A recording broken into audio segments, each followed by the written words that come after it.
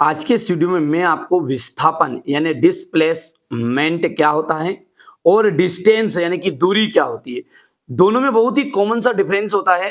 पर बच्चे क्या है, इसको बहुत ज्यादा कंफ्यूजन हो जाते हैं। आज के बाद में आपको दूरी और विस्थापन को में कोई कंफ्यूजन नहीं रहेगा। तो सबसे पहले अपन इसको एक चित्र के माध्यम से समझने का प्रयास करेंगे। तो यहाँ पर देख लीजिए, मैंने यहाँ पर एक बच्चा जो है उसे स्कूल से, ठीक है, घर की तरफ आना है। कहाँ पर आना है बच्चे को? स्कूल से घर की तरफ आना है। तो बच्चा जो है, उस बच्चे को ध्यान से देखो आप, बच्चा कहाँ जाएगा? यदि मान के चलिए कि बच्चे को यदि इस शॉप पर कोई काम है, दुकान पर काम है, तो ये बच्चा यहाँ से इस तरफ जाएगा, फिर उसके बाद में इस दिशा में आएगा। बोलो हाँ या ना? ठीक है। यदि मैं कहूं कि बच्चे को क्या है, ठीक है, बच्चे को पहले बच्चे शॉप पर गया, ठीक है, तो ये फिर दुकान पर गया, यानी कि ये पहली कंडीशन, ये दूसरी कंडीशन। यानी बच्चे को यदि चाहेगा तो एक रास्ता और है जहां से बच्चा सीधा घर पर पहुंच सकता है। जो रास्ता आपको स्वयं नजर भी आ रहा है, बच्चे को यदि दुकान पर ले जाएगा तो बच्चा यहाँ पर आएगा या नहीं आएगा? बोलो हाँ है ना? आएगा। तो भैया यहाँ पर आप ध्यान से देखो, तो यदि बच्चे ने यहां से यहां तक रास्ता तय किया, तो ये भी आपकी दूरी है। यहां से रास्ता तय किया गया, ये भी दूरी है। ये यहां से यहां तक का रास्ता तय किया गया, ये भी दूरी है। लेकिन यदि मैं कहूं कि बच्चा ऐसा ऐसा रास्ता ढूंढे, बच्चा ऐसा रास्ता ढूंढे कि जो कम से कम हो, मतलब उसे घर में जाने में कम से कम मिनट में वो घर पहुंच जाए, तो आप कहोगे कि बच्चे को ये रास्ता आना चाहिए।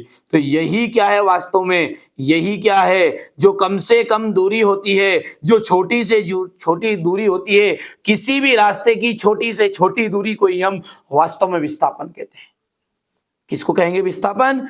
कि कोई भी जो रास्ता है और उस रास्ते की छोटी से छोटी लंबाई, छोटी से छोटी दूरी को ही हम क्या कहेंगे? विस्थापन कहेंगे। और यदि हम दूरी की बात करें, तो दूरी क्या है? दूरी जो है ना, रास्ते की कुल लंबाई है। रास्ते की कुल लंबाई, यदि हम शॉर्टकट में बात करें तो रास्ते की कुल लंबाई को दूरी कहते हैं। और रास्ते की छोटी से छोटी लंबाई, यानी छोटी से छोटी दूरी बोल सकते हैं आप, या छोटी छोटी लंबाई बोल सकते हैं, उसको हम कहेंगे विस्थापन। ठीक है। तो विस्थापन की परिभाषा, सिंपल सी परिभाषा क्या है विस्थापन की? कि किसी भी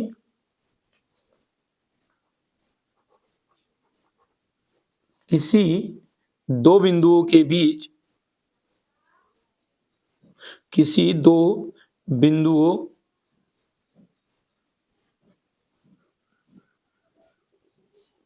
के बीच में, किसी दो बिंदुओं के बीच में सबसे छोटे रास्ते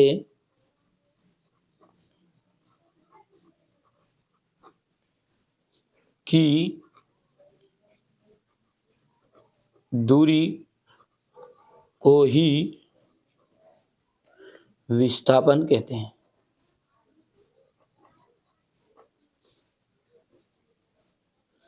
को ही विस्थापन कहते हैं। समझ में आया है? विस्थापन कि किसी भी दो बिंदु है, अब बिंदु की जगह पर व्यक्ति से मतलब नहीं, वस्तु भी हो सकती है।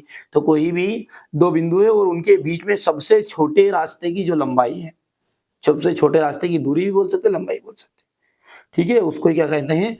विस्थापन कहते हैं। तो यदि हम दूरी की परिभाषा बताऊंगा, मैं, डरने की जरूरत नहीं आपको, है ना? तो यदि आप और अच्छे से शॉर्टकट लिखना चाहते हैं तो आप लिख देना है कि रास्ते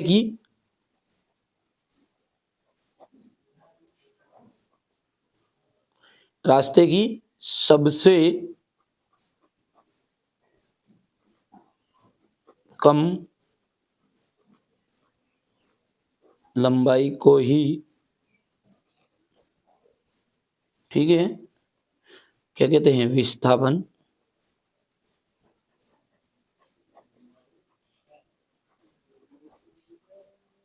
सही में आ गया विस्थापन। यदि हम विस्थापन की बात करें ना, तो इस विस्थापन में क्या होता है, दिशा भी रहती है कि कहाँ जाना है। अभी जो चित्र देखा आपने, बच्चे को जाना तो यहाँ पे था, कहाँ पर, स्कूल से, ठीक है, स्कूल से घर पर। लेकिन बच्चा यदि यहाँ पर दुकान पे जाता है, इस तरफ जाता है, ठीक है, तो जो बच्चा है, ठीक है, उसको सही दिशा नहीं पता है। यहाँ परिमाण तो है, परिमाण है, लेकिन उसको दिशा नहीं पता है। इसलिए यदि यदि अब विस्थापन में क्या, उसे पता है, इसमें क्या है, परिमाण भी है और दिशा भी है। किसमें, जो आपका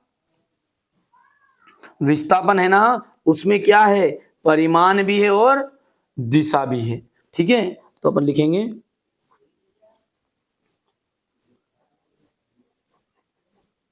विस्थापन में परिमाण और दिशा दोनों होती है।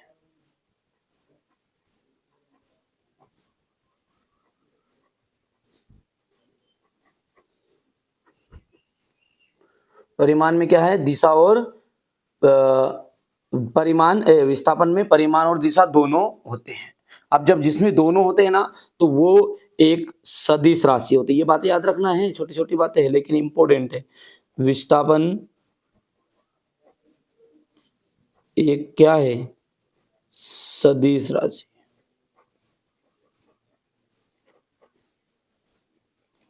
ठीक है, इसके बाद में यदि हम आगे बात करें, तो परिमाण जो है ना, सॉरी, विस्थापन, परिमाण वर्ड आ रहा है, तो इसमें सदिश राशि होगी।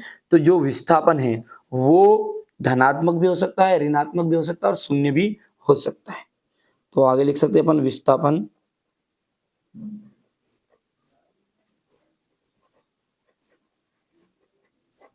धनात्मक,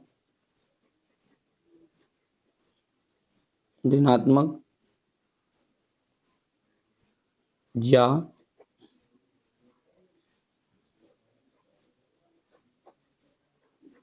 शून्य भी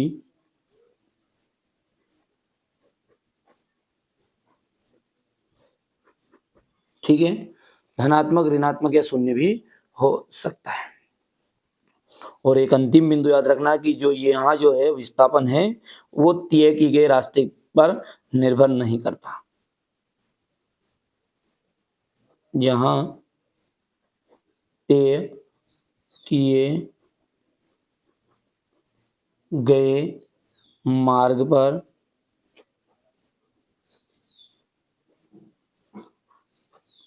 निर्भर नहीं करता है।